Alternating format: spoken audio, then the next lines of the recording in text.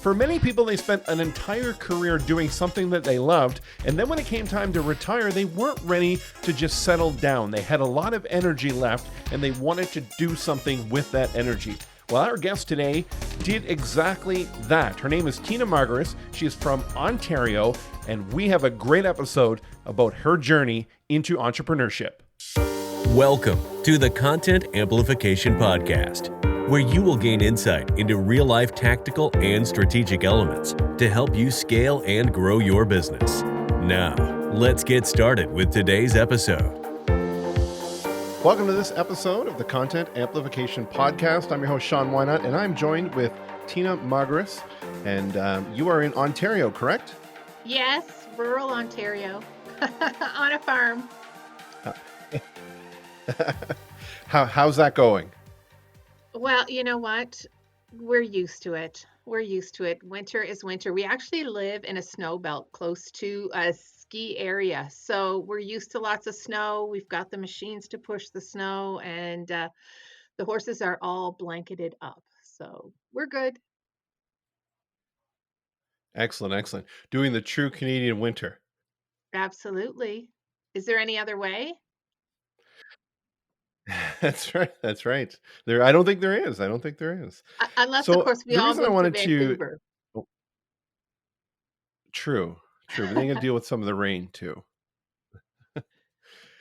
So the reason that I wanted to have you on the show, I've been following your social media for a couple of years now, and I'm seeing a lot of content that you're putting out, and we're going to talk about that in a little bit. But first off, what I asked guests to do is just give us a bit of a background as to who you are, and then really what your journey has been in business or in your personal background. I know you gave me some inclination that athletics was a big part of your life.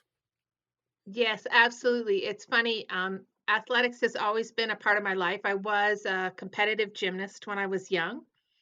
And then somehow, some way, I grew too much and that was no longer possible. And I segued into playing field hockey. So I played field hockey at the national level for a number of years and in university and that sort of thing. But I always, my whole life, had a high play factor. And so I ended up with my first degree being a Bachelor of Science in Physical Education. And I had this pipe dream that I wanted to be the first female athletic trainer for a professional team. And that was in the 80s. Okay. So I'm dating myself, but gotta be honest about that. So what I did was I went to school in the US. I took a master's in sports medicine. And when I graduated, really the only positions for women as far as sports went would be working at a university or college setting as a head athletic trainer. And so I kept going to school again. I studied podiatry, finished that, and I practiced podiatry privately and in Toronto and at Toronto General Hospital and taught there for 5 years. And I eventually left. And it wasn't what I wanted. It wasn't what I needed in my life. And I've always thought that quality is better than quantity. So at the age of 35, I reinvented myself and transitioned and became a high school phys ed teacher and a coach of elite junior athletes. And it was my vocation, my calling. Have loved every minute of it, and I'm actually retiring this year after 25 years at the same school. And what's happening now is about 5 years ago, I thought to myself, oh my gosh, what am I going to do when I retire? Because I have too much energy and I've got to dispel it somewhere or drive my husband crazy. So I, decided that I was going to jump into the entrepreneurial space. I jumped into home-based business and had no idea what the network marketing industry was. All I knew was that the company I aligned myself, I loved their products, I loved their mission statement, and I loved the people that I was aligned with. And that's where it started, to be honest with you, this whole building content thing. When you started that, did you have an idea of what you wanted to create or even how you were going to market what you were doing? No, I had no idea whatsoever. So the first thing I did was because I didn't understand the space at all, I I could consider myself a spammer because I was just so excited. I thought everybody else was going to be as excited as I was. So it really has been a process. I think with everything that happened, especially now in 2020 and with COVID, I made the decision that I was going to actually educate myself and learn how to brand myself. And I spent a considerable amount of money with great mentors, finding great mentors, and really learned the art of branding. And I think that's where my good content started to come out. I mean, in fact, I was able to brand myself exactly how I want myself to be in my own authentic way, how I want to help people, what my mission is.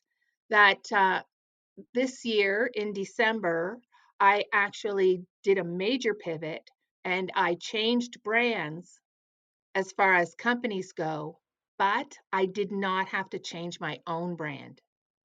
And that was a sign to me that I had done the right thing as far as branding myself and the way I did my content. Now, what would you say in that journey to personal branding was the key to success that was, when you looked at back and said, this is what I was doing wrong before, this is what I've learned now, this is what my personal brand really has helped me um, develop into. What were, I guess, some of those things that you could share with our listeners about the keys to building that personal brand?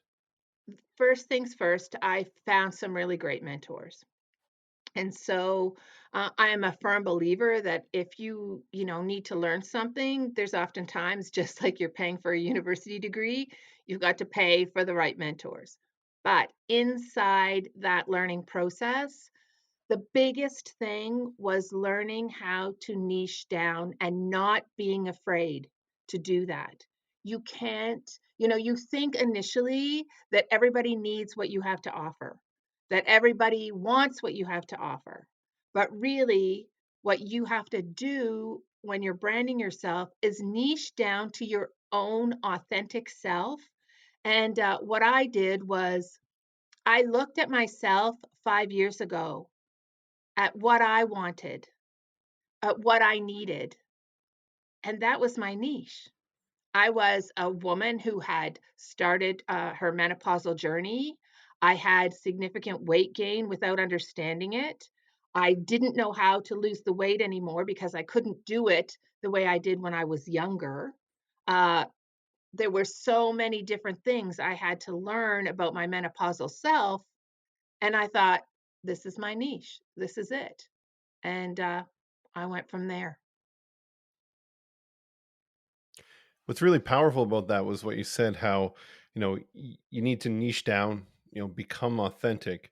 And, in any type of marketing or messaging that you're putting out for any business is the idea to relate to that audience that you're trying to target.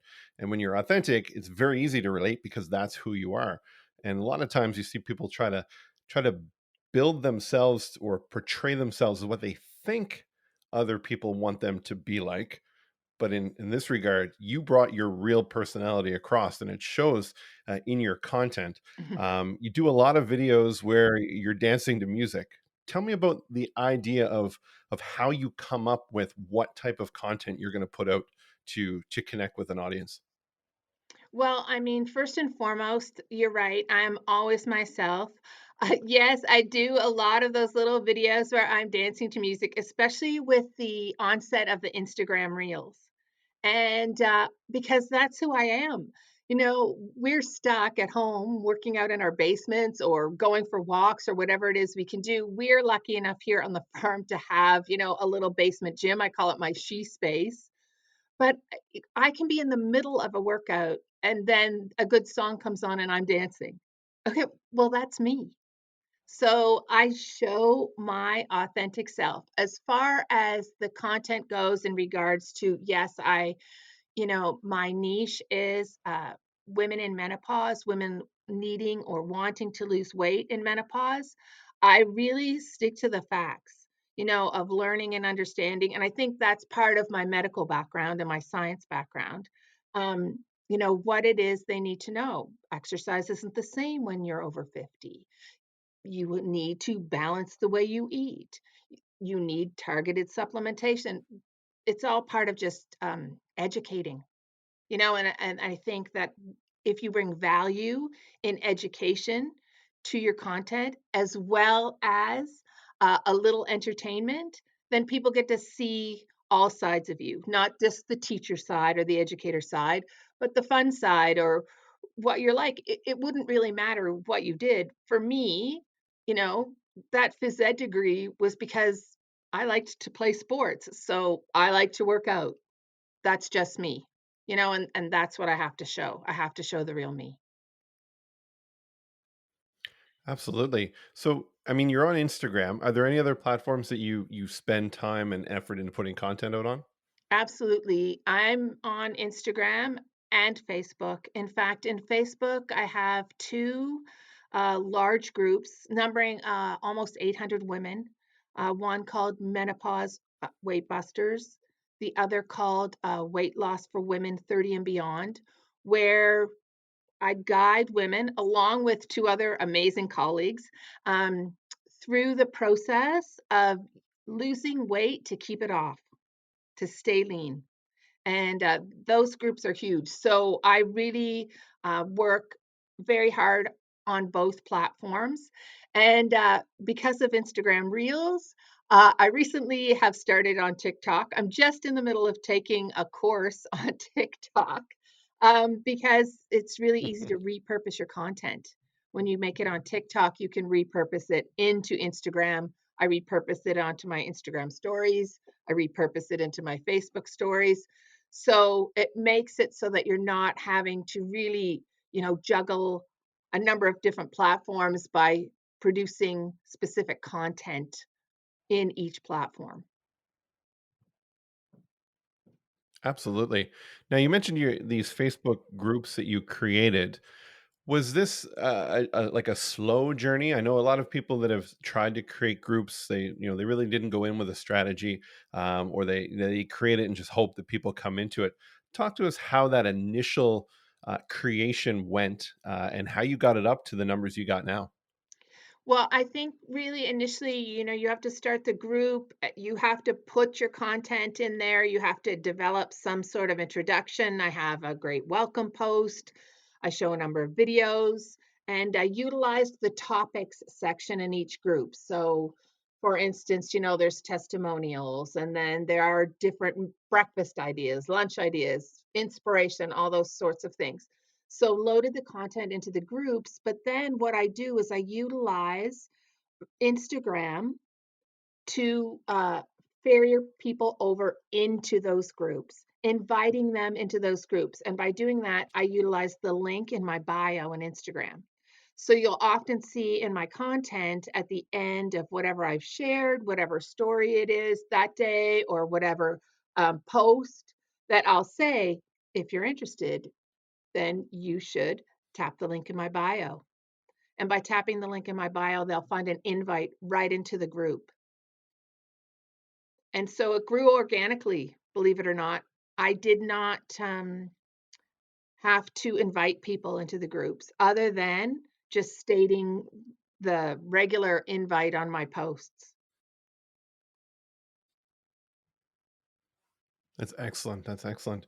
Now, anybody that's listening maybe hearing like all this great content that you're putting out there, how do you turn what you're doing into the business side? So a lot of people will be like, okay, I can create groups and I can do all these posts, but they're really wondering, how do I sell my services or my products? Talk about that part of how you've leveraged or converted the effort into organic content that you're putting out there into making dollars.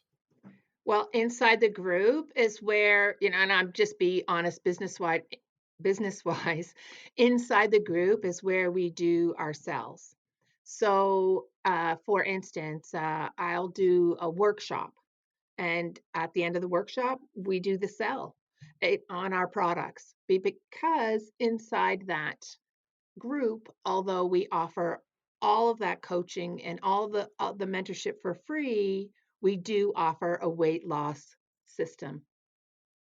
So we will always do the sell at the end of the workshop. So we do weekly workshops, and they can be on any number of topics, but in the end, they will always be related to the product that we have available, which is the weight loss system. That's great. I mean, Oh, I guess too, using that Sean, that group as an oh, one other yeah. thing, inside, and anybody can go to my Instagram profile, and if they tap on that link, then you will also see what's available as far as my favorite products or the lean body system, those sorts of things. You'll be able to see that as well. So, and on my own personal Facebook profile, not a business page, but my personal profile, I do state my help statement. What I do, I help menopausal women look at themselves in the mirror and be happy again. And I utilize my Facebook cover to bring them over into the Facebook groups as well. They can tap on the cover and it brings them a link straight into the Facebook group. So I'm always, always generating people, bringing them into my group, because once they're in the group, they will either be a customer or they will get the value from the content, get to know and like me for who I am, and eventually become a customer. That's excellent. I just clicked on the link while you were talking there, and using Linktree. It's a very popular service for building those multiple linked pages for Instagram. What I like is your Facebook group, which you kind of just, it shakes a little bit to just bring your attention to it. And I think that little intricacy there is really great, for what you've done with it. Now, one thing that I want to ask you, here just before we wrap up, is how do you stay on top of what's new and what's trending? I know you mentioned you were getting into TikTok, and there's a whole bunch of stuff that's always going on, and new things are coming out. How do you not get distracted by either going down a rabbit hole for something that's new that may not catch on, or just missing something because you're looking at what you're just doing now? Do you ever have that struggle? Absolutely. I can scroll with the best of them. It's easy to do that. But what I do is everything I do is with purpose, because in the end, this is business. And I'm utilizing social media to do social retail. Right? So if I get on Facebook and I'm going to post something, I warm up the algorithm by going on, looking at what people are posting that day, liking, commenting for a few minutes before I do my post. I stay on another 10 minutes, and that's it. And I do the same with Instagram. Both algorithms like you to warm them up before you post. So that is, it's done with That's a purpose. great tip. Oh, that's excellent. So where, we mentioned Instagram, I'll put a link to your Instagram page in, the show notes as well. But is there anywhere else that people can find you, Oh, aside from Facebook and definitely. Instagram? Yeah, well, come to Facebook for sure, because that's my personal page, and all you have to do is tap on the cover if somebody was interested in coming and looking at the Menopause Weight Busters group. They are both women's groups, although I help lots of guys lose weight too, but both of those groups are women's groups. You can find me on Instagram, and now at Tina Margaris. You can find me on TikTok. Don't judge. I'm just starting, but it is very interesting, and that is the rabbit hole, TikTok. They're all so quick, right? Because everything is, 15 or 30 seconds. Whew, you can get caught watching for an Mhm. hour and think, where did that time go? People are so talented. It blows my mind when I watch these TikToks. But yeah, Facebook and Instagram are the easiest places to find me, for sure. Well, Tina, your story is completely inspirational. How you've been able to just leverage your passion and turn it into a business, but also kudos to you for using the technology the way that you have. Thank you so much for talking with us today on the show. Oh, it was my pleasure. Thanks so much for inviting me, Sean. Thanks for listening to the Content Amplification Podcast. If you have questions about how you can amplify your content strategy, go to amplifymycontent.com.